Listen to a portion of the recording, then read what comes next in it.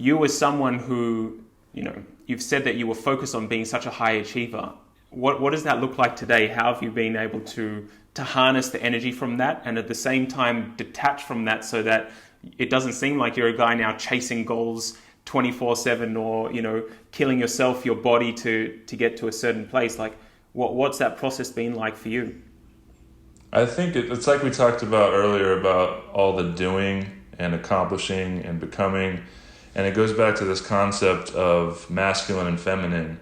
And masculine is this attitude of doing and achieving and going places and getting stuff done and creating. And then this concept of feminine, which is allowing, flow states, just letting things come to you, being in, that flow state that's becoming a big thing where you can kind of connect in and things just kind of happen, and bringing that balance within yourself. And I feel like, our culture and our society is really out of balance into doing. And like we talked about, when you're connected to that, you're going to continue, your goals are going to continue to keep growing, and you're never going to be able to enjoy what's happening.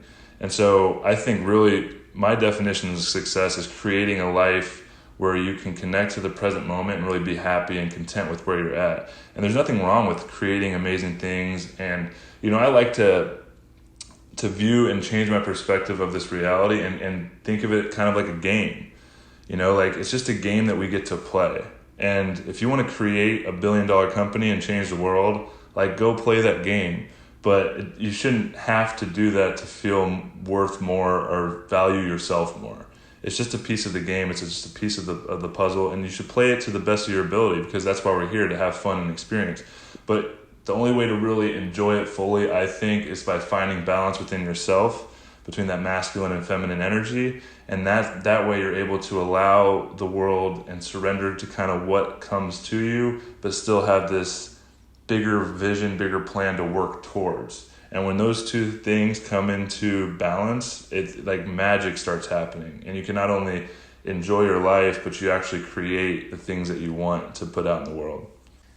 If you were to give an example of one of the things that you've experienced recently that connects to that concept, do you have something in mind that you might be able to share to give a kind of a tangible experience or a tangible example of that?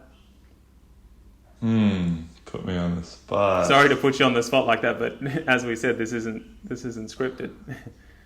And if not, just recently, recent as yesterday, I just got really overwhelmed because I have a lot of projects I'm working on, and I feel like this time to slow down, like we talked about, has given me a lot of space for this creative flow to happen. And so I've been writing a lot. I've been working on my book. I've been sending out newsletters and just sharing like what's coming through me. And that's kind of this feminine creative flow energy.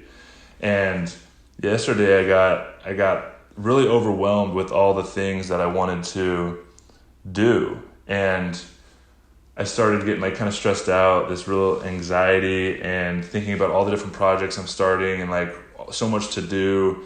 And it was all about doing, like what do I need to do? What do I need to do to get to where I want to be?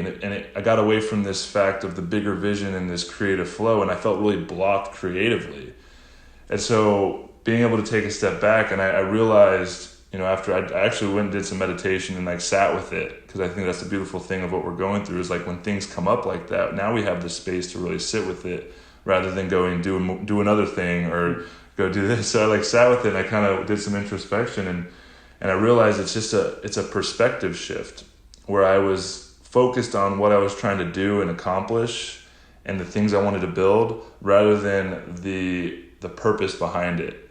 And so I started focusing on like, why am I doing this? I want to help, athletes. I want to help share this positive message. I want to share my journey of self-healing.